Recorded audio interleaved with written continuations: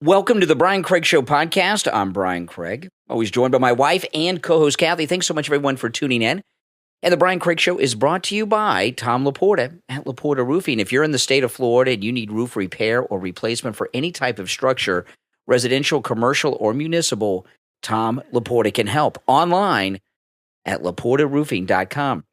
All right, President Trump had an epic press conference today at Mar-a-Lago, and it was amazing. He brought out another guy who's investing billions of dollars in the United States. Second time he's done this. And I've never seen a president ever do this. Presidents come out and give our money away. And Donald Trump is the first president to have press conferences and announcements that we're getting money, that he's bringing money to the United States. And I want to talk about what, the title of the podcast is about, the changing the name of the Gulf of Mexico to the Gulf of America. Let me play the clip, and then we'll talk about this, because what President Trump is, he is as serious as a heart attack about this, just like Greenland and the Panama Canal. Listen. The name of the Gulf of Mexico to the Gulf of America, which has a beautiful ring that covers a lot of territory. The Gulf of America, what a beautiful name. And it's appropriate. It's appropriate. And Mexico has to stop allowing millions of people to pour into our country. They can stop them. And we're going to put very serious tariffs on Mexico and Canada, because Canada, they come through Canada too. And the drugs that are coming through are at record numbers.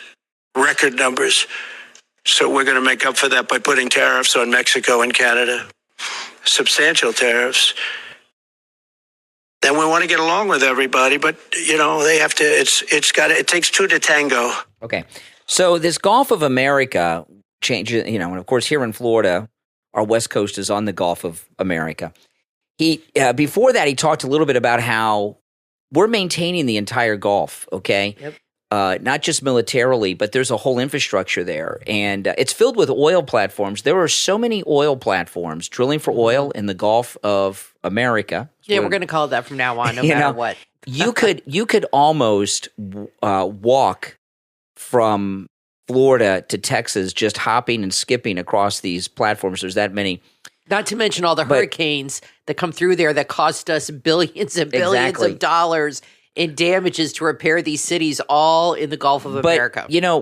Calling it the Gulf of he didn't say the Gulf of the United States. He said the Gulf of America, and he said it covers a lot of areas. It covers all of North and South America, so it's not just United States centric. And he is as serious as a heart attack. I'm here to tell you about that. Yes, he is. And there's a little thing that we used to learn in school that I bet you they don't teach anymore. But when I was in school, I always had even when I was like in elementary school, I used to love social studies and history, and I used to read in middle school and high school. I used to every year, the first week of school, I would read whatever social studies book I had that year. I read the whole book, the whole textbook in the first week to school every year that I had it. So I've always had an interest in it. But what they used to teach us about in this country, which I seriously doubt they teach anymore, and I'm talking about like public school, like this is what they used to teach in elementary, middle, and high school, not just college and stuff. The Monroe Doctrine. And the Monroe Doctrine, President Monroe in I might be off by the decade, but I think it was the 1820s. You want to look up President Monroe? But it was the early 1800s. And President Monroe established the Monroe Doctrine, which said that the Western Hemisphere, when was he president? Well, he died in 1831, so let's see, he was... that was right. 1817 to 1825. Yeah, it was 1823 was the Monroe Doctrine, I bet you. Yeah. 1823. See, I got a good memory of that. They used to drill the Monroe Doctrine in our brains in this country, okay? Yeah. And I'm sure they don't teach it anymore because it doesn't fit the liberal agenda. The Monroe Doctrine is very detailed, but basically what it says is this, is that it was really directed towards Europe because that was the threat at the time. But what the Monroe Doctrine says, and this is law. The Monroe Doctrine is American law. Yeah. That it's not just an idea that President Monroe had. It is the law that no foreign power will establish a colony or have influence in the Western Hemisphere. And the Western Hemisphere... See, Trump's going back to these old founding fathers and early presidential laws. That's what I was talking about. And they're still relevant. They're still relevant. They're still applicable. The Western Hemisphere is North and South America. It's North and South America. Okay, and it established that there would be no foreign influence or colonies in the Western Hemisphere. That we would not tolerate it. And this was Teddy Roosevelt was very into this, but others were. But we have fallen short and allowed the Soviets into Cuba. We allowed the Soviets into Central America. This is why Reagan was doing all that Iran-Contra, all that stuff going on and everything else in Latin America. That was about the Monroe Doctrine, okay? Because the Soviets were not allowed to be here in our hemisphere.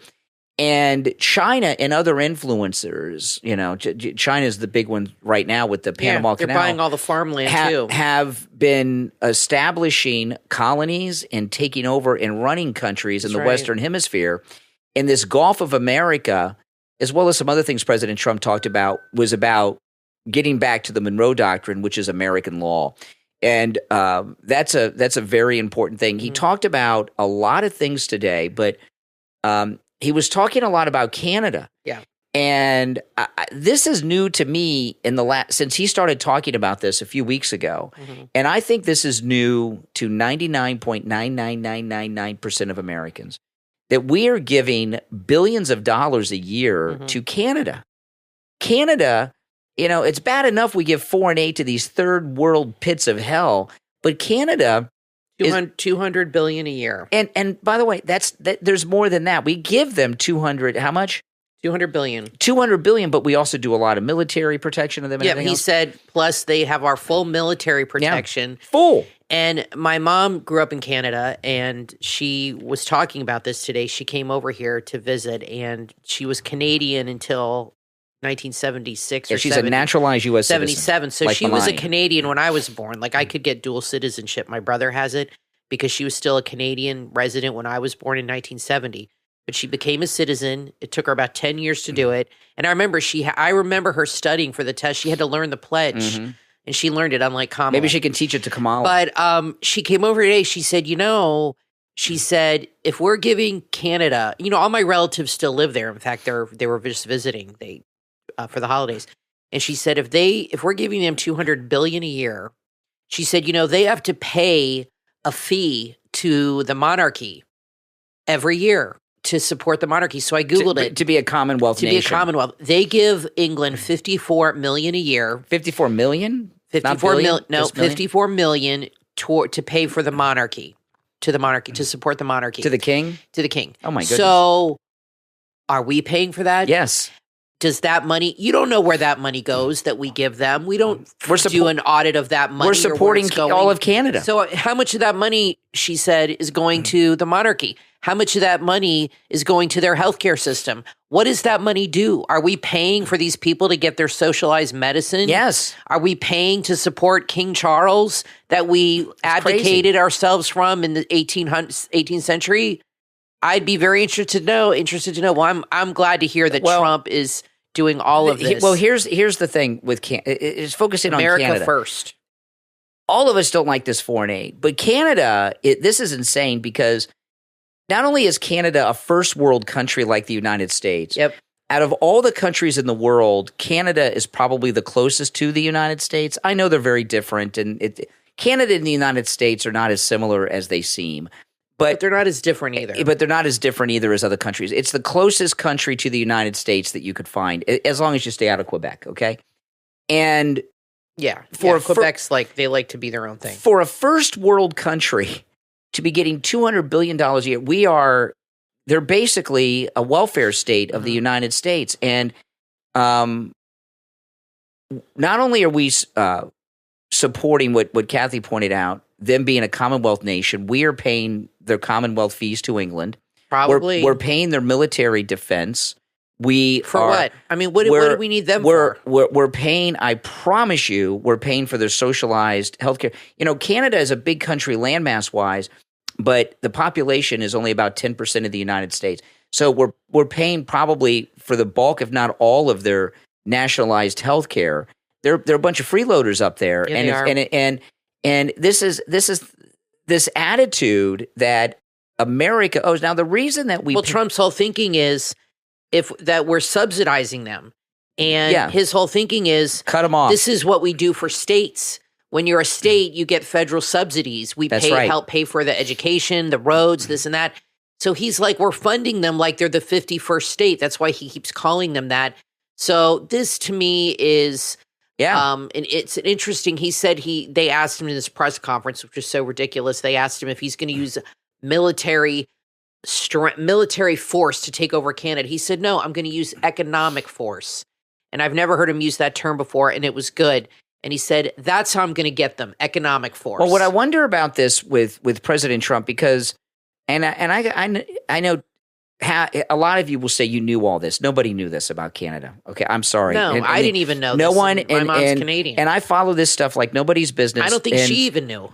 And nobody in the United States had a clue the support that we're giving to Canada. You know what, Brian? I bet the Canadians don't even know half of them. I don't know. But the reason that we're doing it, because why are we doing it?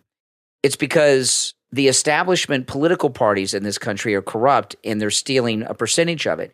For some reason, right? The way that it works, they can't steal money from domestic aid. Like it's difficult. Like if they build roads and stuff here, I get. But if they give money to other countries, I think it's easier for them to steal. So that's what's going on here. Yeah, and for sure. What I'd like to know from President Trump, I'm very curious about this. When did he become aware of this? Did he know about this in his first term? Did he know about it before? Is this something he became aware of recently? Because this whole discussion about this foreign aid to Canada, I've never heard him or anybody else talk about it. It's kind of been like some unspoken secret up in Washington. So I'm here to tell you this. And I know I know a lot of you that listen to this program. We have a lot of Canadians, people throughout the entire English-speaking world listen, to this country. I do not have health insurance, okay? I've not had health insurance for years. Now, that's a choice, okay? We could buy health insurance for me, but because of my age, it's so expensive and the deductibles are so high that we would have to spend just maybe tens of thousands of dollars a year before I could get any meaningful health insurance coverage. So I don't have health insurance. Meanwhile, we're funding all the free health insurance in Canada. Americans, Kathy and I have talked about this many times. The hardest working people in the world are Americans. So many Americans have side jobs, second jobs, third jobs, side gigs. You hear all that stuff. How many people are doing a side gig doing the DoorDash or Uber Eats? You know what I mean? We're all working ourselves to death to fund the world, to support the world. Yeah. And what do we get in return for it? Nothing. And then you have these liberals that go around and tell everybody what assholes we are. Meanwhile, we're giving them all money, working our asses off for nothing. And that's why Trump he's fed up. It's outrageous. And he's going to let everybody know where this money's going. And not only should Canada be 100% cut off, zero foreign aid, foreign aid to Canada. It should be cut off immediately. Brian, who invades Canada? Why do they need our protection anyway? During the Cold War, because there was fears of Russia and all this crap. But more lies. Yeah, exactly. But not only should the foreign aid be cut immediately, 100%, they owe us, and there should be next to no import-export tax from Canada. They owe us like no grift. No one's business. This is disgusting. And Brian, the Canadian politicians, they get rich off this too. Yeah. You don't think they're getting a piece of this? Where is this money going? How come there has never been a demand for audits for things like, okay, we're giving them this. Where does this money go? What is this paying for? Whose bank account is this going into? And I really hope Elon and Vivek get to the bottom of that and follow the money. And I think people will be absolutely gobsmacked when they see where our money is going. It'll be shocking. If you look at the money we're giving all these countries, like Canada and Ukraine and all this, if we were not giving them all this welfare money, yeah, that's exactly right. It's welfare. We probably wouldn't need an income tax in this country. We could probably the country used to run on the import taxes. That's it. And it probably could again if we weren't giving all this foreign aid that we're giving. And I got to tell you something, guys. I don't care how many people say that they knew about this. No one in the United States knew about all this money going to Canada. It's outrageous. We know there's foreign aid that pisses us off, but with this, I betcha.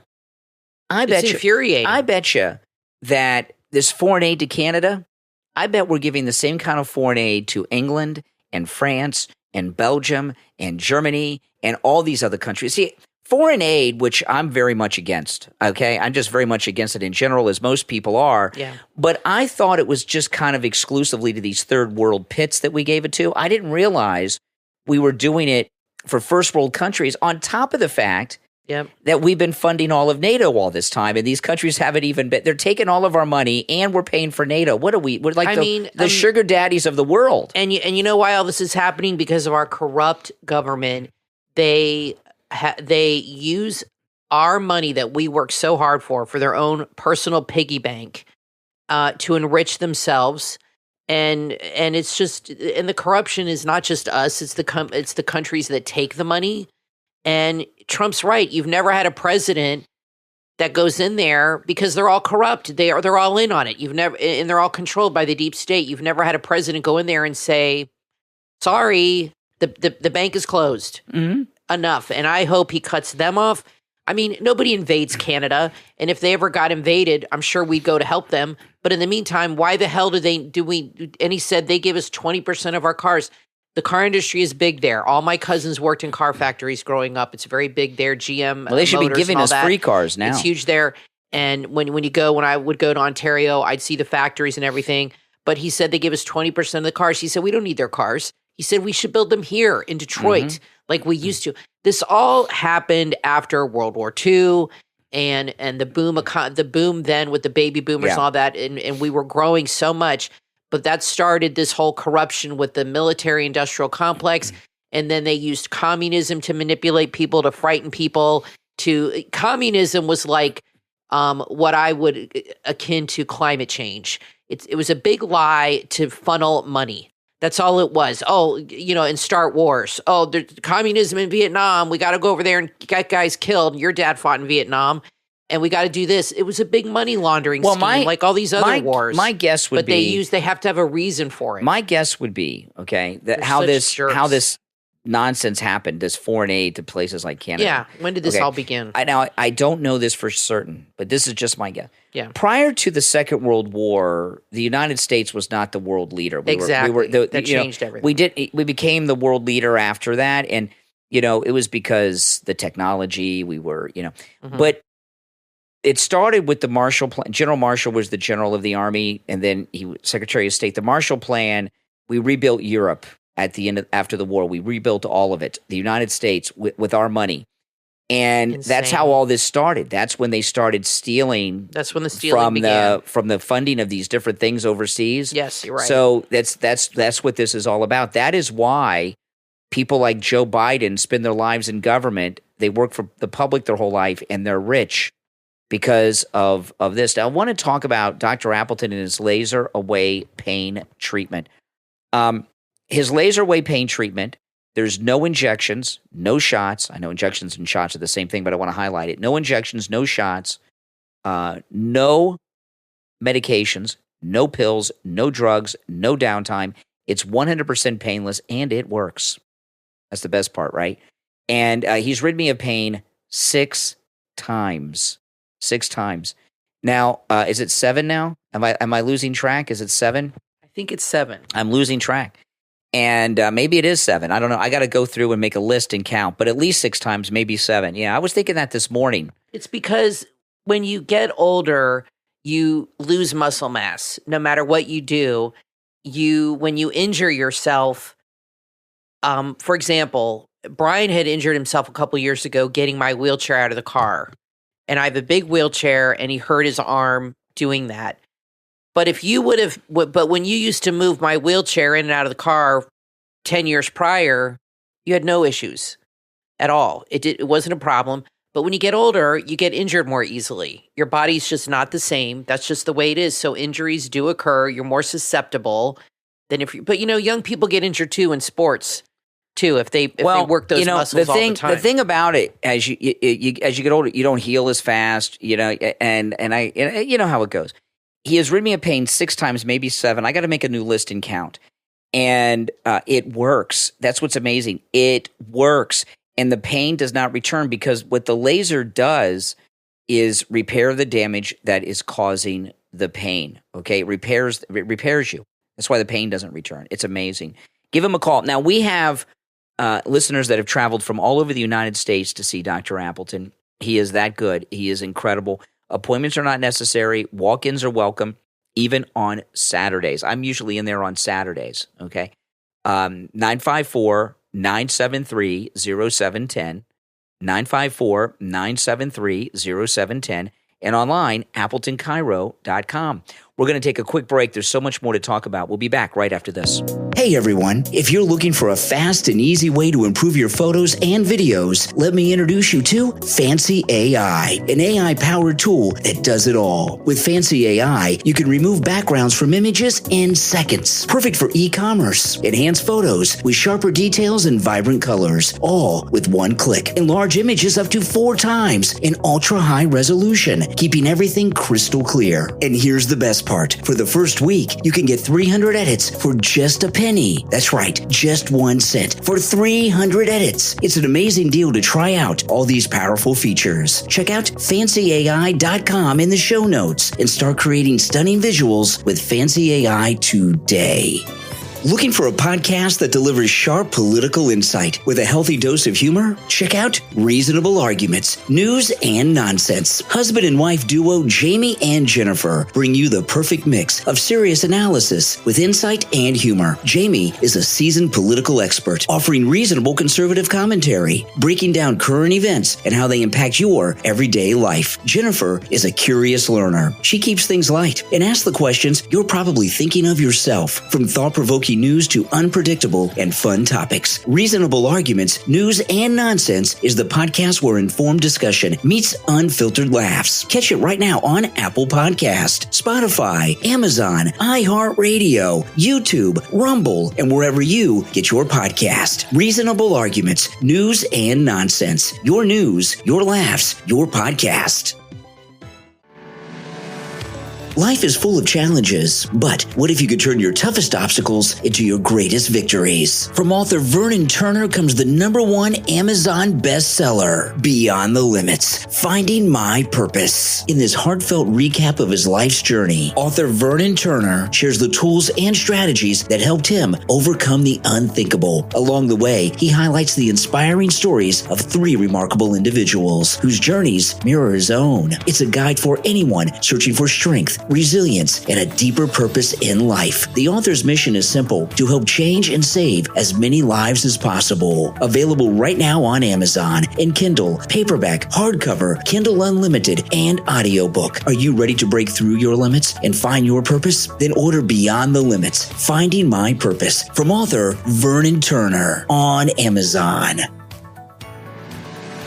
Are you ready to take the first step toward overcoming depression? Reclaim your joy and your balance of life with the new book from author Richard Lee Kennedy, Embrace the Sunlight, Strategies for Overcoming Depression. Author Richard Lee Kennedy is a seasoned psychiatric nurse practitioner with over 27 years of experience. Embrace the Sunlight blends his expert insights with practical tools to help you face depression head on. With this book, you'll find evidence-based strategy on medication, therapy, as well as self-care, holistic techniques like mindfulness, and therapeutic practices to nurture your well-being, real-life success stories that inspire hope and change. And that's just the beginning. Whether you're seeking immediate relief or long-term transformation, Embrace the Sunlight is your companion for healing and growth. Available right now on Amazon, Apple Books, and BarnesandNoble.com. Start your journey today and take that first step towards a brighter, more balanced future, and order your copy of Embrace the Sunlight, Strategies for Overcoming Depression from author and psychiatric nurse practitioner Richard Lee Kennedy.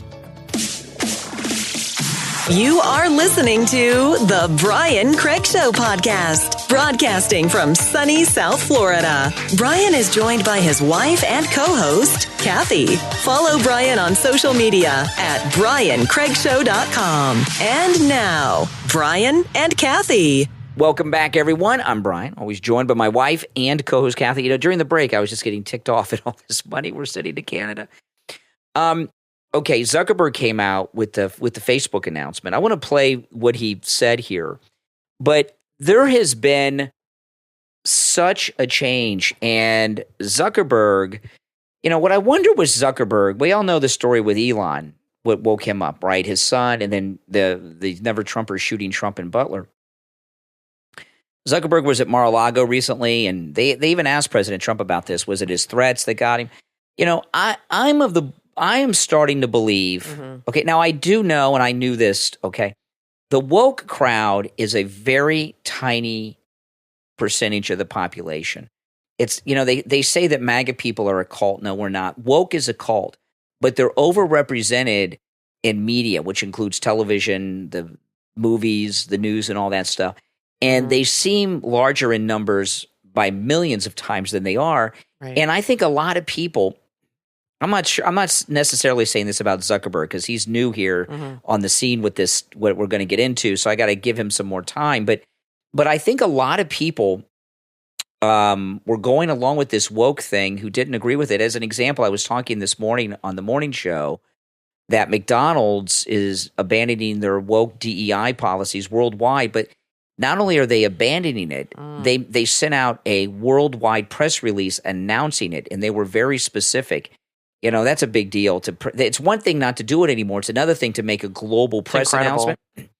And I think a lot of people like McDonald's and maybe Zuckerberg, maybe not, we don't know, but about Zuckerberg yet. Like I said, he's too new to this for me to trust him yet. But like McDonald's, a lot of people were going along with this woke thing because they thought it was mainstream, and I think a lot of them were afraid that if they opposed it, they'd be out of business. Trump winning the popular vote changed that. It woke people up and said, you know what? Most people don't support this garbage. Right. And, I agree with you on and that. Facebook, out of all of the online overlords, I believe Facebook has been the worst. Okay. You know, we were talking on the podcast yesterday. 4 years ago yesterday, Facebook was one of the people that banned Trump on January 6th, remember? And Facebook just, you know, they're no longer going to have fact checkers. The fact checkers are gone. They're getting rid of all the fact checkers. And the fact checkers and the overlords. That's amazing. You know, some of you that listened to me years ago, about 10 years ago, and it ended 8 years ago because it was right after Trump's election. I was a partner in a Facebook group called the Liberty Eagle. Oh, yeah. And maybe they'll come back. And, well, we had millions of followers. And I used to live stream on the Liberty Eagle Facebook group every morning on the radio.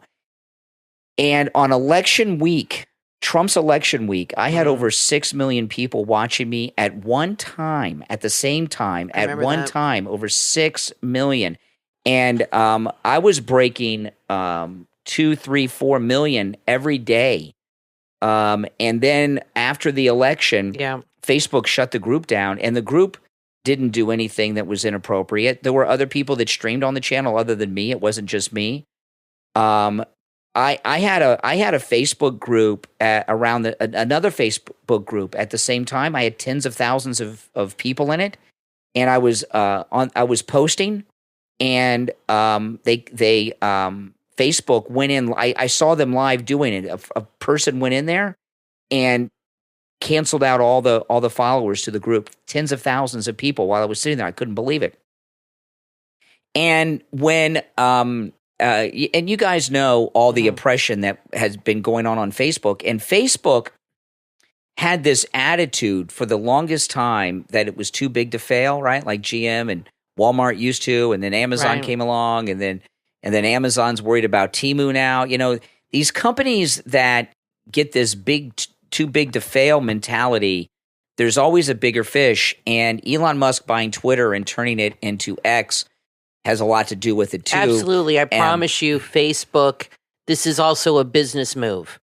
Facebook is, first of all, I'm on both platforms, is more complicated to use than X.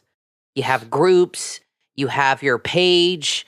It's kind of a little outdated compared to it seems like it's from the 90s. Like TikTok or X. Doesn't it seem like it's from the 90s? Yeah, it's not as dial-up internet days. It's not like something you scroll through. You know what I'm saying? Like they have reels, but the reels on Facebook are just clips of movies. They're not, nobody is using the platform to make personal reels, to upload their personal content. If you go through Facebook Reels, it's movie clips, TV clips, and things like that. And a lot of it's old and stuff. It's not up to date with the technology, the platform itself, and it's becoming obsolete. So it's becoming passe. It's not something people want to use. It's becoming obsolete, not just content wise because of the suppression, but because the platform itself is so dated. Exactly. MySpace. It's becoming like an obsolete platform. Everybody's on X now. Everybody's going to X or TikTok and Instagram because they have scroll feeds. It's quicker. Facebook is much more, I mean, I like the groups. We have a group, you have chats and things like that. And I'm not saying people don't use it, but it's definitely more old school. And they did a lot of damage to themselves with the oppression. Now I want to play for sure. Really what I kind of consider Zuckerberg's confession. By the way, if you want to follow and join my Facebook group, Brian Craig Show is a Facebook group, and you're welcome to join it, and you should. This Zuckerberg thing, we have a chat too. We have a chat going on. I call it a confession because the biggest gripes and problems we all have with Facebook, he admits that they were wrong in this today. Listen. Talk about something important today because it's time to get back to our roots around free expression on Facebook and Instagram. I started building social media to give people a voice. I gave a speech at Georgetown 5 years ago about the importance of protecting free expression, and I still believe this today. But a lot has happened over the last several years. There's been widespread debate about potential harms from online content. Governments and legacy media have pushed to censor more and more. A lot of this is clearly political, but there's also a lot of legitimately bad stuff out there. Drugs, terrorism, child exploitation. These are things that we take very seriously, and I want to make sure that we handle responsibly. So we built a lot of complex systems to moderate content. But the problem with complex systems is they make mistakes. Even if they accidentally censor just 1% of posts, that's millions of people. And we've reached a point where it's just too many mistakes and too much censorship. The recent elections also feel like a cultural tipping point towards once again prioritizing speech. So we're going to get back to our roots and focus on reducing mistakes, simplifying our policies, and restoring free expression on our platforms. More specifically, here's what we're going to do. First, we're going to get rid of fact checkers and replace them with community notes similar to X, starting in the US. Okay. What's community notes? Now, community notes, you see that a lot. You see it on YouTube a lot. Sometimes if you're watching a video, there'll be a disclaimer to sometimes it's almost like a Wikipedia entry putting context to what's being talked about. I got you. Yeah. Okay. Right. Okay. But still allowing it. Right. Okay. After Trump first got elected in 2016, the legacy media wrote nonstop about how misinformation was a threat to democracy. We tried in good faith to address those concerns without... Okay, I want to stop on that. The legacy media is saying that all this stuff's a threat to democracy. What the legacy... See, I believe that Zuckerberg and Facebook are deep state, okay? He's from the Ivy Leagues. I think it's a CIA thing. Do you think he was under their thumb and now he's not? Mm-hmm, yeah. I think that Facebook, people that go to Harvard and Yale are that's where the deep state comes from, and Oxford and the London School of Economics and a couple other places. And I think that they saw what he was doing. They grabbed it. They made it big. They got him involved in it. But he really probably didn't have a choice. But the legacy, and I think he's been released from that now. Like maybe. Whoever the overlords were of that, maybe, I have released him because maybe they're not in power anymore. Because I don't know. But about the legacy media, a threat to democracy. The legacy media, it wasn't. The legacy media is deep state, and the deep state has been the secret government for all of our lives, and they lost control of the narrative with Facebook and Twitter, everything else, and them losing control of the narrative. They couldn't control us anymore. And that was, in their mind, a threat. Well, they've lost control because nobody watches them anymore. That's right. Nobody tunes and nobody it on. believes them. Nobody believes them, and nobody turns on the news anymore. And apparently, people are probably not going to Facebook as much anymore. That's right. That's right. I bet you Facebook, they used to brag, there's more people on Facebook than there are Muslims in the world, which is the largest religion. I wish it was Christianity, but it's not. But how many of those users are active? Right? Well, yeah, exactly. Yeah. All right, let's get back to you see what I mean about it? I mean, he's admitting all the things that we've said about Facebook. Becoming the arbiters of truth. But the fact checkers have just been too politically biased and have destroyed more trust than they've created, especially in the US. So over the next couple of months, we're going to phase in a more comprehensive community notes system. Second, we're going to simplify our content policies and get rid of a bunch of restrictions on topics like immigration and gender that are just out of touch with mainstream discourse. That means the trans agenda. Started as a movement to be more inclusive, has increasingly been used to shut down opinions and shut out people with different ideas. Wow. And it's gone too far. So I want to make sure that people can share their beliefs and experiences on our platforms. Third, we're changing how we enforce our policies to reduce the mistakes that account for the vast majority of censorship on our platforms. We used to have filters that scanned for any policy violation. Now, we're going to focus those filters on tackling illegal and high-severity violations. And for lower severity violations, we're going to rely on someone reporting an issue before we take action. The problem is that the filters make mistakes, and they take down a lot of content that they shouldn't. So by dialing them back, we're going to dramatically reduce the amount of censorship on our platforms. We're also going to tune our content filters to require much higher confidence before taking down content. The reality is that this is a trade-off. It means we're going to catch less bad stuff, but we'll also reduce the number of innocent people's posts and accounts that we accidentally take down. Fourth, we're bringing back civic content. For a while, the community asked to see less politics because it was making people stressed. So we stopped recommending these posts. Okay. But it feels like we're in a new era now, and we're starting to get feedback that people want to see this content again. So we're going to start phasing this back into Facebook, Instagram, and Threads while working to keep the communities friendly and positive. Fifth, we're going to move our trust and safety and content moderation teams out of California, and our US-based content review is going to be based in Texas. As we work to promote free expression, I think that it will help us build trust to do this work in places where there is less concern about the bias of our teams. Wow. Finally, we're going to work with President Trump to push back on governments around the world that are going after American companies and pushing to censor more. The US has the strongest constitutional protections for free expression in the world. Europe has an ever-increasing number of laws institutionalizing censorship and making it difficult to build anything innovative there. Latin American countries have secret courts that can order companies to quietly take things down. China has censored our apps from even working in the country. The only way that we can push back on this global trend is with the support of the US government. And that's why it's been so difficult over the past 4 years when even the US government has pushed for censorship. By going after us and other American companies, it has emboldened other governments to go even further. But now we have the opportunity to restore free expression, and I am excited to take it. It'll take time to get this right, and these are complex systems. They're never going to be perfect. There's also a lot of illegal stuff that we still need to work very hard to remove. But the bottom line is that after years of having our content moderation work focus primarily on removing content, it is time to focus on reducing mistakes, simplifying our systems, and getting back to our roots about giving people voice. I'm looking forward to this next chapter. Stay good out there, and more to come soon. Okay. All right. So amazing. Yeah, I know. Isn't that something? Well, there's a lot of people posting, on X, can you trust him? Can you this or that? It's not about trust. You don't have to trust Mark Zuckerberg or not trust Mark Zuckerberg. But Trump is working with him, and he's making these changes, and that's what matters. I don't think any of us are putting content on Facebook that would get us in trouble. And you know what I mean? And I don't think you need to worry about that. But why do you have to worry about trusting the guy or not trusting the guy? He's making the changes. They're going to be rolled out over the next few months.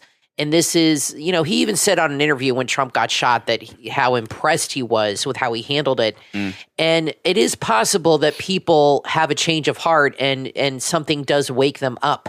It does happen. And we should embrace people like that into the MAGA movement instead of turning them away. You have all these billionaires. Think about it. It's incredible. And a lot of this is the Elon effect. You have, he's the Pied Piper leading them to Mar-a-Lago, and they're all following. Well, he's the richest one. You have Elon, Zuckerberg, and Bezos, okay? They got Soros, whatever. They can have them. But we got those three guys on our side now. So why go out there and act like I don't trust him, I don't this and this and that? Trump's bringing him to his home. That should be good enough for anybody. And these guys are making positive changes that are, reflecting our way of thinking and protecting this country. And you're right, it's like they've been red-pilled. So welcome them in, like John Fetterman. Scott Presler went up to him and he said, anytime you want to join the Republican Party, we will welcome you with open arms. Yeah. That is the way we have to be. We have to stop being so suspicious and conspiratorial and thinking everybody's out to get us. We have to be, that makes us look like we're not in the majority. We are in the majority, and people want to join us now. But you know what? Here's the thing, though. Twitter is been doing so well because somebody new bought it and gutted it, and got rid of everybody and changed it. Yeah. Zuckerberg and I know it's Meta now, but the Facebook brand is so damaged, and people have been so burned. I don't know if Facebook will ever come back with Zuckerberg there and the people that, I know he's brought in like Dana White. He's probably trying to save his job and save his company. Yeah. But they're in trouble for him to do this. He brought in Dana White. I don't think it's just some big awakening he's had. No, it's a business move. I think he feels that at some point in the future, Facebook is going to go the way of MySpace. Yeah, I think it's more a business move. And like I said, that's all that matters. You don't have to worry about trusting him or not trusting him. He's not out to get you. But he's making the changes. I think it's more of a business decision. He brought in Dana White on the board of directors, so he'll have a direct main line to Trump. And it's funny because Dana White said he's getting out of politics, but now he's going to be working for Facebook. Here's the thing, Kathy. And political things. Back in the olden days, okay, with Roosevelt, during FDR Roosevelt, okay, that Roosevelt. During that time, the big media, there was no television yet. But the big radio networks, NBC, CBS, they had radio networks then, and the wire services like AP, the people that owned those and ran those had a relationship with the president like Elon has with Trump. Sure. Later with television, the television network anchors and the people that owned or ran those places had those kind of relationships with the presidents. Yeah. So what's going on with Bezos, they just paid $40 million for the rights to air Melania's documentary on Amazon. They outbid Netflix. So Bezos, who owns the Washington Post, Zuckerberg, and Elon, they're big media players. This is the way it was. If you guys remember, they're going with the tide of the country. If you go back to the Second World War, okay, this was a crazy because Facebook, X, Amazon. This is the new media, right? If you go back to the Second World War, the news people in the Second World War that were covering it wore army uniforms. If you ever see, sometimes you'll still see it in movies. They wore army uniforms. They didn't have rank insignia like the army, but they wore the same uniform as the U.S. Army. And because they were together with America and the president. So we're kind of seeing a change. I'm not ready to trust Zuckerberg yet. Okay. No, but you don't have to. But he's not babysitting your kids. The thing about Facebook, he said it. This has been going on for years.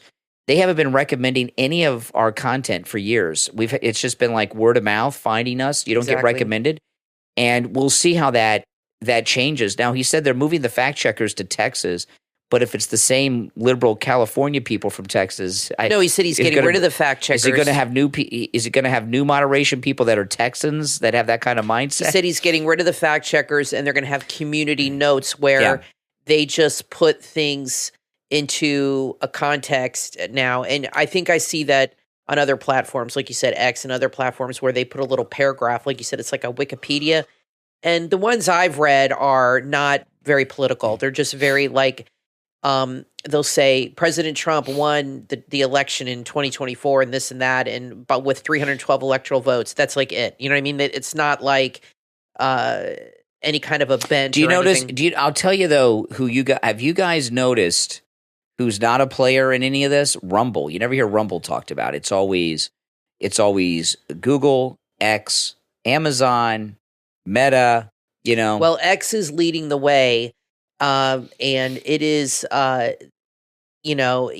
is just skyrocketed, for lack of a better phrase, and all these other platforms are going to be left in his dust, and they want to get on the Trump train. Basically, is what's happening. They want to get on the Trump train now. It might not be that way forever, but it's that way now.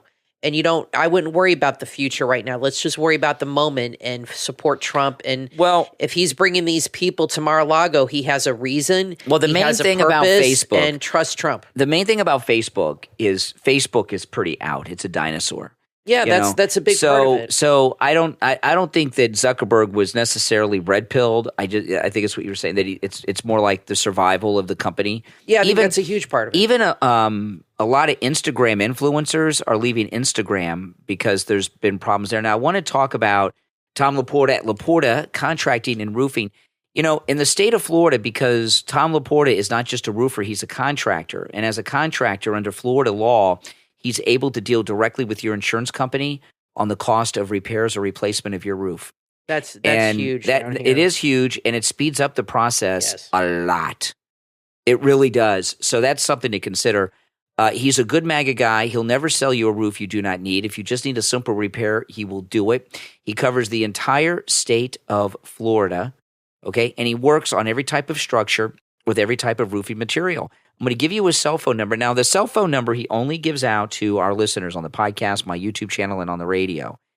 If you go to his website, his cell phone number is not there. Okay, I'm going to give you the website, but the cell phone number is not there. So if you want Tom Laporta's cell phone number, you got to write it down, okay? You can call or text him.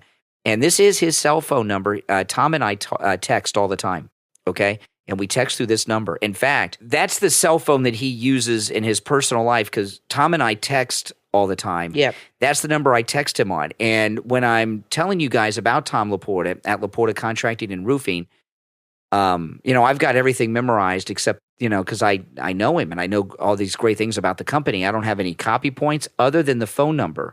And what I do every time I talk, whether it's on the radio or here on the podcast, anytime I talk about Tom Laporta and I give you his cell phone number, I just go to my text. He and I were texting last night, and I pull up my most recent text from Tom Laporta and then look at the number. So this is not only his cell phone number, this is his personal cell phone number, okay? 954-604-4602. 954-604-4602. And online, LaportaRoofing.com. We'll take a quick break and be right back. What if a science experiment in your garage could change the fate of the entire planet Earth? From author Devin Farina comes a book the entire family will enjoy together. August Cole and the Intergalactic Race. Available on Amazon. Meet 11-year-old science genius August Augie Cole. He accidentally catapults the planet Earth into an intergalactic race against the universe's fiercest competitors. Armed with his quantum-powered racer, a brilliant sister who always has his back, and a team of genius friends from around the world, Augie's mission is clear: win the race or lose Earth forever. The competition? Alien civilizations with unimaginable technology. The stakes higher than Augie ever dreamed. From blazing across the Great Wall of China to speeding through the depths of the Pacific Ocean, his journey is filled with wild twists and breathtaking challenges. But to defeat the undefeated champions for 1,000 races, he'll need more than just science. He'll need heart, teamwork, and the courage to believe in himself. Perfect for readers who love epic adventures, STEM, and unforgettable heroes. August Cole and the Intergalactic Race is a thrilling journey that proves you don't need superpowers to be extraordinary. Order your copy right now on Amazon. August Cole and the Intergalactic Race, from author Devin Farina. And join the Intergalactic Race.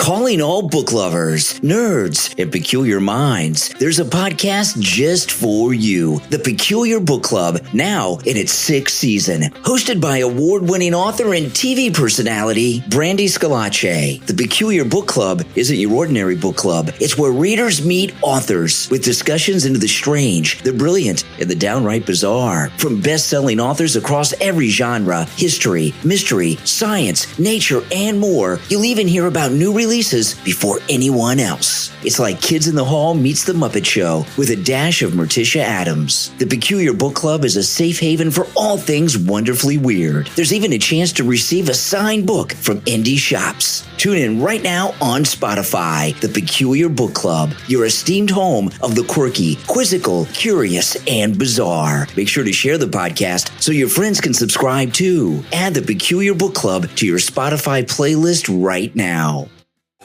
Are you ready to break free from the challenges of your life and step with confidence into your purpose? From mindset coach and author Latricia Rice comes your guide to transformation and growth with Coach My Life Volume 4. Inside this must-read and life-changing book, you'll hear from mindset coach Latricia Rice, forgiveness coach Sandra Cobb, confidence coach Brittany Collins, and many more, covering everything from leadership and vision to self-love and business success. They share personal stories, proven strategies, and powerful coaching questions designed to help you overcome obstacles and live a life of abundance. Each chapter is packed with actionable steps that will inspire real change and lasting growth. Are you ready to start your journey and start living the life that you've dreamed of? Order your copy right now online at bit.ly/CML12. That's bit.ly/CML12. Your breakthrough starts right now. Are you ready? Coach My Life Volume 4 from author and mindset coach Latricia Rice. Order your copy today. Attention all cat and dog parents. Does your furry family member deserve the very best? Of course they do. And that's what you will find with Chef Kitty Food and Treats, the brand that brings gourmet joy to your pet's taste buds. Pets aren't just companions, they're our family. And just like family, they deserve top-notch care. That's why Chef Kitty cooks up nutritious, all-natural treats and meals with high-quality ingredients from trusted farms and fisheries. Cage-free chicken that's rich in protein and vitamins, without a trace of grain, preservatives, additives, colorants, or GMOs. Everything Chef Kitty makes is human-grade quality, crafted to perfection to keep your pets healthy and happy. Chef Kitty's best sellers include freeze-dried chicken treats and waffle treats, bursting with natural flavors and made right here in the USA. It's not just a treat, it's love and nutrition in each and every bite. Visit chef-kitty.com and discover the secret to making your pet's tails wag with delight. chef-kitty.com, where your pet's happiness and health come first. chef-kitty.com. You are listening to The Brian Craig Show podcast, broadcasting from sunny South Florida. Brian is joined by his wife and co-host, Kathy. Follow Brian on social media at BrianCraigShow.com. And now, Brian and Kathy. Welcome back, everyone. I'm Brian, always joined by my wife and co-host, Kathy. So, the Republican House just passed the Laken-Riley Act. Let me go through. This is from Fox. The Laken-Riley Act passed the House of Representatives today, the first piece of federal legislation approved by the new Congress. All voting Republicans... How amazing. Yeah, all voting Republicans supported the bill. What they mean by voting Republicans are, I guess, the people that showed up, or are they talking about delegates? I don't know. That's a weird thing. Along with 48 Democrats. So not all the Democrats voted in favor of it. All voting. Yeah, but 48 did, so that's good. So it's bipartisan, right? That's a lot, though. It's almost 50. I mean, that's quite a bit. All voting Republicans supported the bill, along with 48 Democrats, more than the total. It passed on a 264 to 159 margin. So 159 Democrats voted against it. It's going to go to the Senate. The bill would require federal immigration authorities to detain illegals found guilty of theft-related crimes. It also would allow states to sue the Department of Homeland Security for harm caused by their citizens because of illegal immigration. Amazing. Right now, like local law enforcement, unless there's a major crime committed, they can't nab or report the illegals. And, I got a call today from a new listener that just found me, called me, liberal guy. And we were talking, and I was talking about Lincoln Riley to him. And, and I asked him, why are you a Democrat? He's like, oh, because they do all this good. And he gave some bizarre examples I'm not going to go through now. But I said, they got Lincoln Riley killed. And he's like, well, what are you talking about? And I said, well, they oversee this invasion. They're bringing, and he says, do you think that the Democrats are knowingly do this? Yes. I said, yes. I said, they're yes. evil. I said, yes. They don't care about us. He just didn't want to accept it. But they do. Lincoln Riley is dead because of Joe Biden and Kamala Harris. Absolutely. And they just don't care. Now, there's some other major news, and this is, we might have to watch The View tomorrow. It'll be if she's there. Be interesting. Listen to this. This just broke just now. The View co-host Sunny Hostin, the one who's always calling out Trump as being all these terrible things, including a criminal. Yeah, and it's always about projection. If you remember Rules for Radicals, accuse your opponent of doing what you're doing, right? The View co-host Sunny Hostin's surgeon husband, who's not a very good-looking guy. She's not a bad-looking woman. She's had a lot of work done. Has she? Oh, yes. I thought she would have had a better-looking husband. She doesn't look like she used to. Okay. The View co-host Sunny Hostin's surgeon husband, Emmanuel Houston, has been accused of insurance fraud. The longtime husband of the View co-host, this is in the Daily Mail, Sunny Hostin, is starting the new year under a cloud after being accused of federal insurance fraud. Oh, that means prison. Orthopedic surgeon Dr. Emmanuel. This is why she's so pissed off all the time. She's been worried about this. Yeah. How embarrassing for her. I wonder Yes. I wonder, when are they going to cut this woman loose? Oh, she's a disaster for The View. She's awful. They're all a disaster. They are. This is beautiful. Yeah, it's fun. This is beautiful. Orthopedic surgeon Dr. Emmanuel Manny Hostin. This is probably why. This is the real reason she left X. Because she knew this was coming. Maybe. Is among nearly 200 defendants named in one of the largest RICO cases ever filed in New York. Oh, RICO. Now, here we go. He and many of the others are accused or getting kickbacks by performing surgery and fraudulently billing a company that insures taxi companies and Uber and Lyft drivers. Performing unnecessary surgeries, he's going to lose his medical license just on that. Yeah, that's not good. Let me tell you, that is one of the worst betrayals a surgeon can make is doing unnecessary surgery, cutting into a body that doesn't need to be cut. Sure, if you have somebody that could go to Dr. Appleton for a quick, easy, painless procedure, but they go to an orthopedic doctor and he says, "Oh no, you need a whole new patella and whole new knee, whole new hip." When you really don't. I'm sure that happens all the time with those guys. The last time I went to Dr. Appleton for shoulder pain, I was in so much pain, and I was the pain was already going away before I left the office. And I said, Dr. Appleton, if I went to an orthopedic surgeon, I'd had the surgery scheduled. Well, my mom's a retired nurse, and she always told me surgeons like to cut. Yeah, because they get paid. They don't get paid. That's what they like. That's what they do. That's how they make their money. Now, here's what it says. Sunny Hostin's husband, this is what it says, knowingly provided fraudulent medical and other healthcare services. Oh, my goodness. Including arthroscopic surgeries.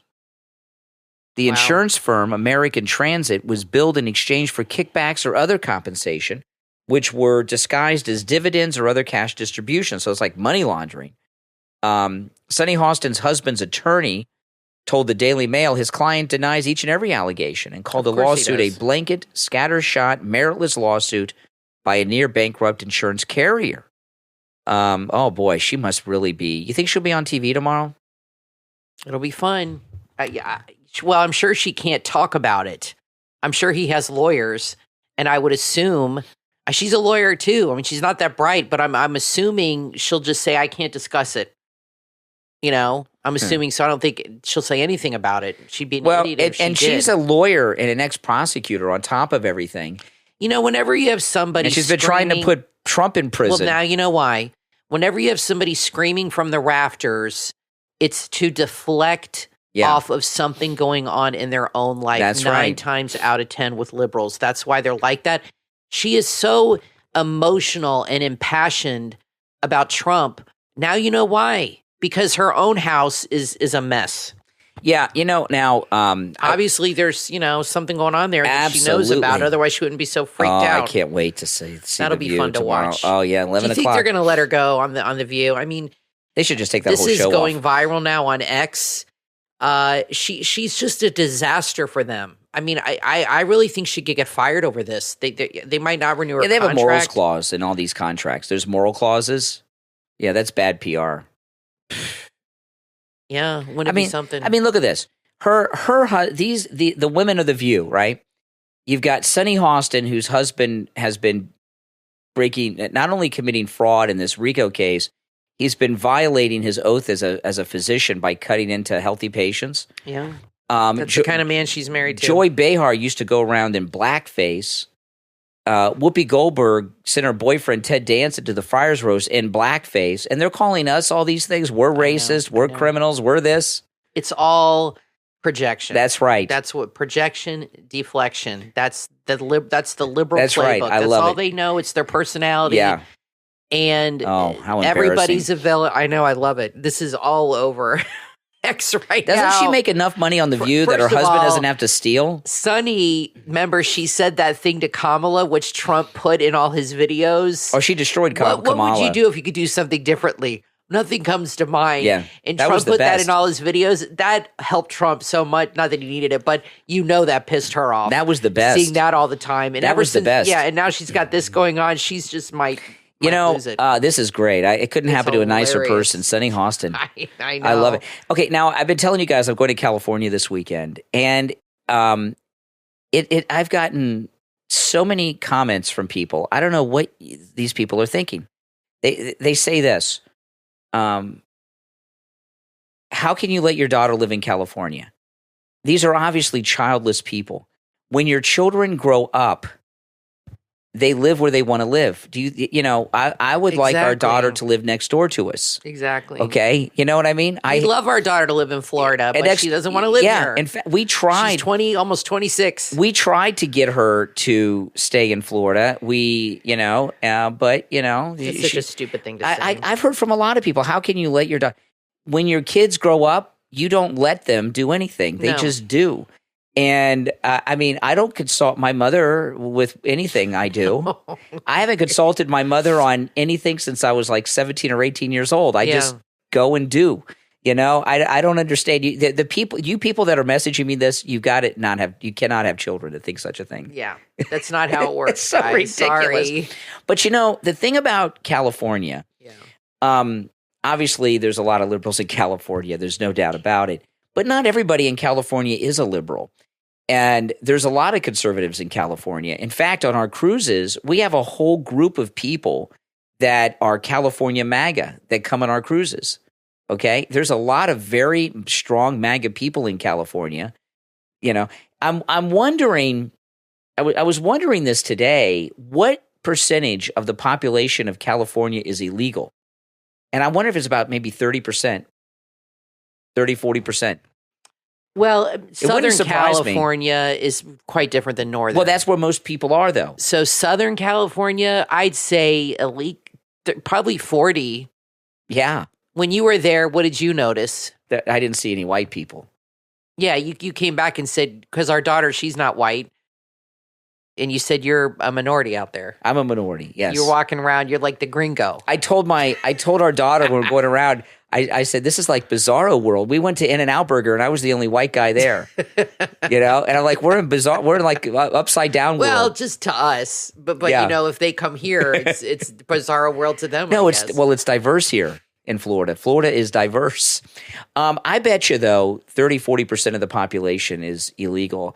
And, it is heavily Mexican, and they do have really good food out there compared to where we live. I will say that for sure. They have great Mexican restaurants and Asian restaurants, and the food. You've been out there a couple times, and from what Emily says, the food is far superior. We have a lot of good Italian restaurants here because there's a lot of New Yorkers here. Lots of good pizza, but the Asian restaurants and we don't have all the Korean barbecues. Well, the thing about we got like Chipotle. The thing about California. So the food's good in California. With our daughter, these people saying, "How could you let your daughter move to California?" Believe me, we don't like it. We'd like her to. She could live in her room still here at home if we had our way. I don't know about that. Yeah, well, you know what, your next kids door would be good. Well, you want your kids to grow up and make their own way. You don't want to be, crazy. But, if our daughter lived next door to us, we'd be very, very happy. And if California was priced more reasonably with the way remote work works, I mean, we would buy a house in California and be close to our daughter. But to buy a house like ours, we have a small house. Yeah, to buy a house like this would be over $1 million in Los Angeles. Let me ask you this Sunny Hostin thing. Do you think she knew? I know she must have, because she's so unhinged. Yes. She's a lawyer. Do you think she knew this was? But do you think and this is obviously alleged. Of course she knew. If her husband was doing these things, would she know about that? Yes. I don't know about that. Yes. You think she knew, and she's been nervous? I think when he came home and said, "Oh, I did a surgery today I didn't have to do." I mean, how would she know? I think Sunny Hostin's anger on The View has all been directed at her husband. And she's been projecting it onto Trump and MAGA. Yeah, that's how most Democrats are. It's a displaced anger. Yeah, is all it is. They're really angry at themselves or somebody else, and they put it onto Trump. All the arrows go to Trump. Mm-hmm. Yeah, that's where her anger comes from. Enjoy, Sonny. This will be fun for everybody because nobody likes you. Now, I want to ask you in the audience who are parents. Okay, I mean, I think most of you that are parents of adult children. Okay, not little kids. Okay, your children who are adults and grown, they can live wherever they want to live, and I think I think it's exciting when you're as a parent. Like when I go and visit our daughter. It's exciting. You think about it.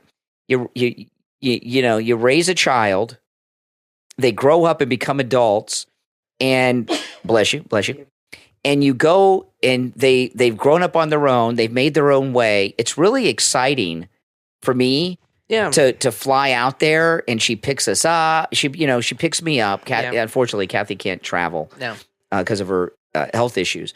But she picks, it was so weird that It's fun. I went out there last year. I haven't been out there since last year. This is only my second time visiting.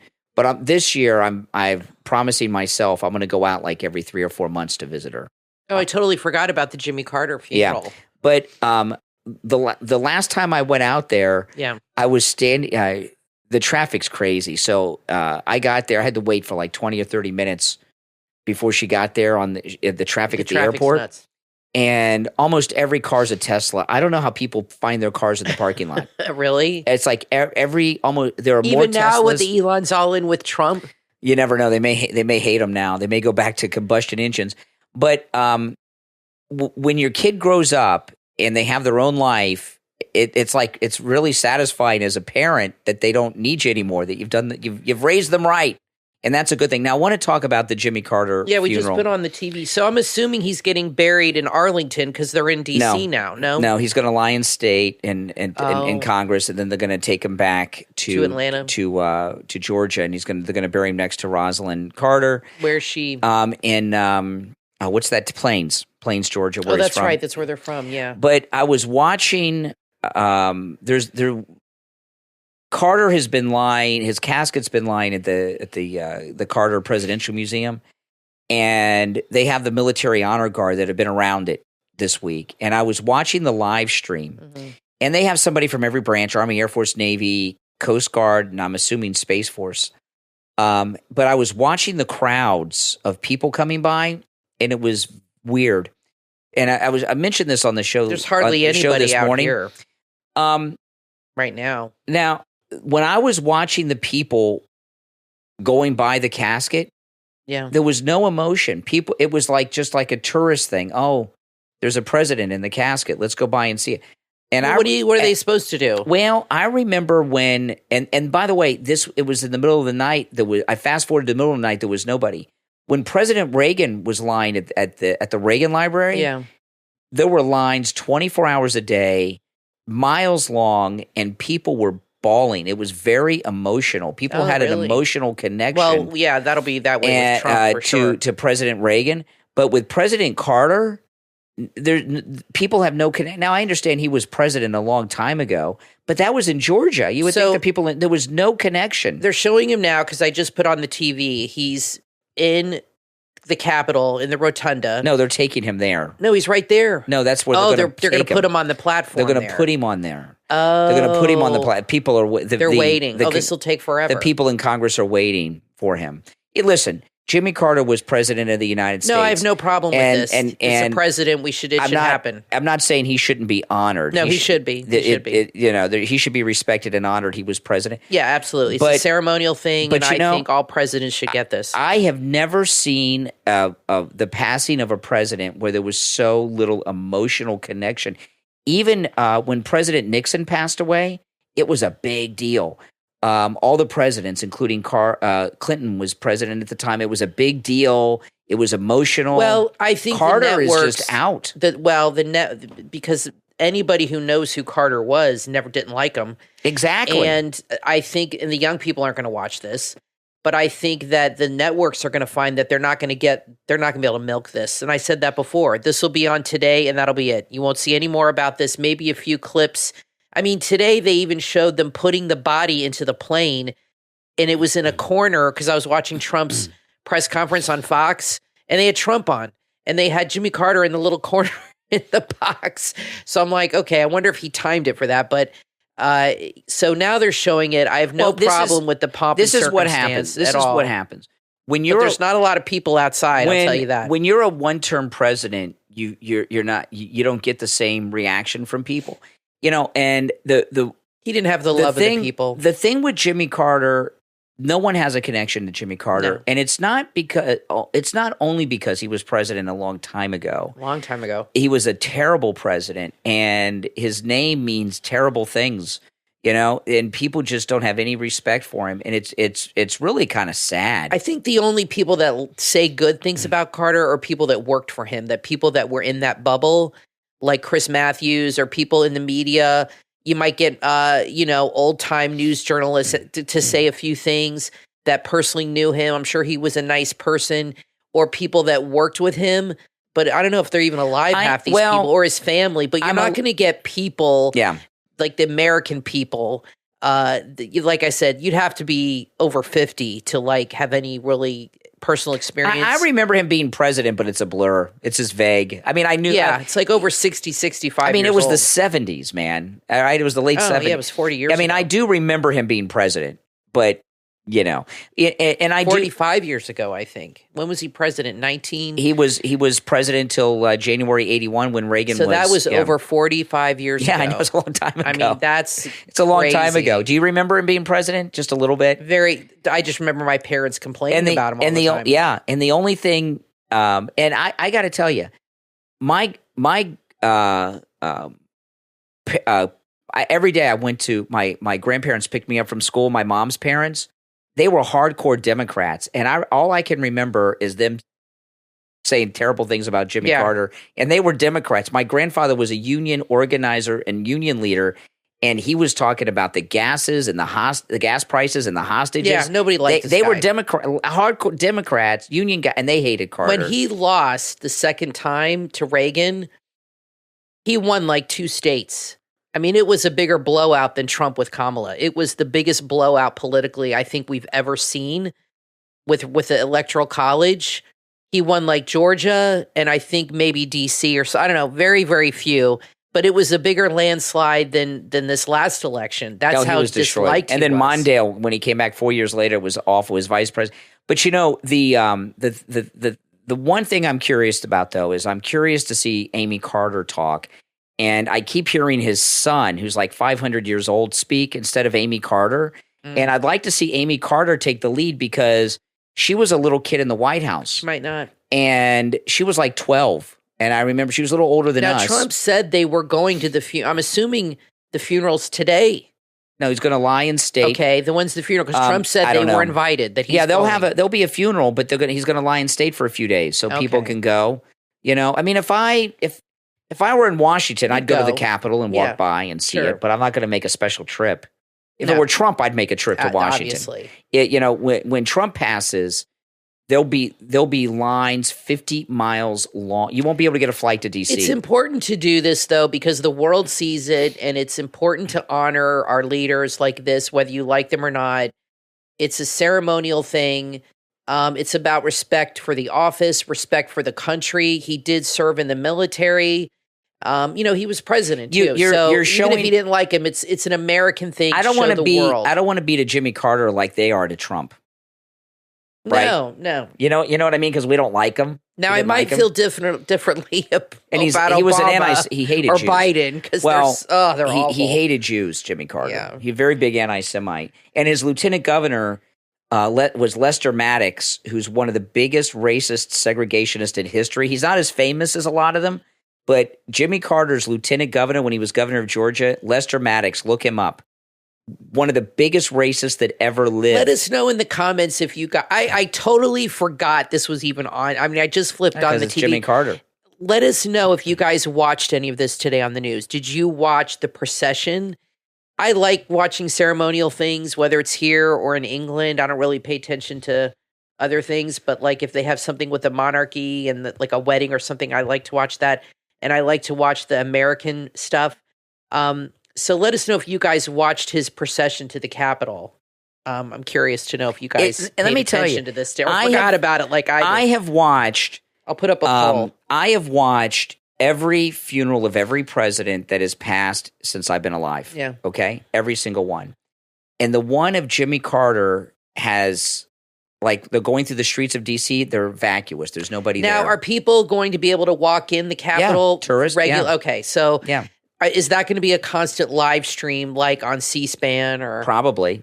Yeah, they did that with the Queen. Sometimes they do it 24 hours a day. They'll probably do it 24 hours a day, it'll be interesting to see who goes there. If any of these people, but if any, remember David Beckham went to see the Queen. Well, celebrities. Any celebrities go.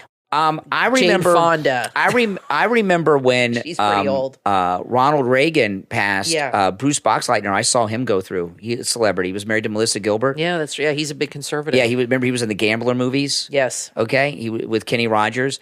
But I saw him on TV. I was like, oh wow.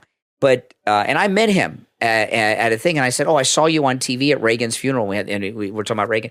But Jimmy Carter, no one's going to go out of the way to go see Jimmy Carter. No one. It'll just be tourists that are already there. No one will go out of the way. But let's see how long the lines are. I mean, but I will tell you this. But not that many. Okay. President Trump going to the funeral.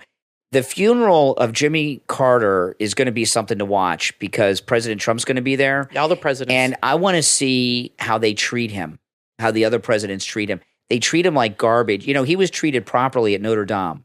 Right, he was honored there, right next to Macron. Oh, they were all coming up to him and shaking his hand, and I want to see how going out of their way to meet him. I want to see how Bush and Clinton. I bet you Clinton will be nice to So Trump. He was in the Navy. Does he get like a special? Does the Navy do this since he was in the Navy? Presidents or all the military? Presidents all get right. No, I know. But does the Navy funerals. Do something special? He might. I mean, because that was his branch. He was a commander or a lieutenant commander. He was either a commander or a lieutenant commander in the Navy, if I remember correctly. I can't remember which. Yeah. But there is no one is going to say, "Oh, let me go to Washington." But the other presidents. Trump for sure. People flew to California and Washington to see Reagan. Yes. And I'll tell you, you guys go back online and look at Nixon's funeral. I remember Nixon's funeral, Kathy. President Clinton was president. I couldn't believe what a big deal it was. People that you would Spiro Agnew I remember even Reagan's went there. funeral was a big deal. Dan Quayle was even there. In fact, Reagan's funeral that was huge. I'm a big fan of Jane Wyman. She's a fantastic actress, and she was there with Nancy. They were like friends. And they sat together. That was amazing. That was so cool. That was awesome. Yeah. But the thing with Jimmy Carter, no one's going to go out of the way to go to his. Now his state funeral, and when Trump says he's going, I'm assuming that's going to be the thing in Plains, Georgia, is going to be the big to do. Yeah, I'm assuming that's where it'll be. So there might be a lot of people there because he's a Georgia guy. That's one to watch. This is Biden's last hurrah. Will be this because he'll be out in a few days. Can't wait. But I want to see if the other presidents treat President Trump with the respect that the Europeans did at Notre Dame. And I'll tell you, when they ignore him. When Rosalind Carter died, Although I keep hearing people say Rosalind today. It's always been Rosalind to me. Rosalind, yeah. You know, I heard a lot of people on TV say that's how long ago he was president. No, they don't even know her name. He called her Rosalind. I thought they were so disrespectful to Melania at Rosalind Carter's funeral, the other first ladies. They were nasty to her. Really? They were making fun of her clothes. There's nobody better dressed than Melania. Oh right? My God! And they're all such beauty queens. Well, they're jealous of her beauty. Exactly. I mean, they all are like dogs compared to Yes. But I thought they were so rude to Melania at Rosalind Carter's funeral, and of course was Melania. perfect. I think we can all agree is the prettiest first lady in history ever. And probably ever will be. Exactly. We're not going to have another international supermodel as first lady. I mean, she's stunning. But I will be watching President Carter's funeral mainly to see Trump. To see Trump. Well, I want to see the reaction of the other presidents to Trump. Right. But let us know Kamala, if you guys watch this. Kamala today. will be there too. Oh God. Can you imagine? Yeah. I cannot wait till we just don't have to see these people anymore. I know. I mean, won't it be nice? I want to thank our Patreon supporters for their support. And if you'd like to become a Patreon supporter, there's a link in the description of this and every episode. And remember, those of you who are Patreon supporters have access to commercial-free editions of all of our podcast episodes.